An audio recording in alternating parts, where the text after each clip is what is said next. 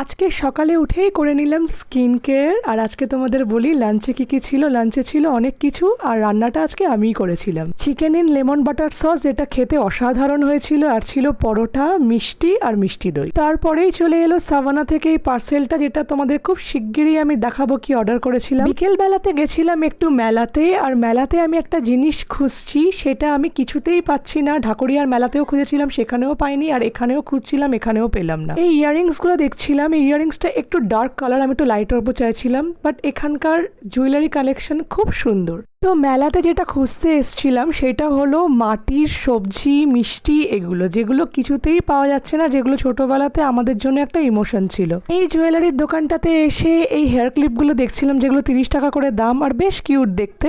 যেহেতু এই টাইপের ক্লিপ আমার কাছে আছে তাই আর নিলাম না। লাস্টে দেখলাম এই ক্রিম বেলের গাড়ি, তো এখান থেকে নিয়ে নিলাম একটা রাবড়ি ফ্লেভার আইসক্রিম, আর এটা খেয়েই চলে এলাম বাড়ি। So that's it for today.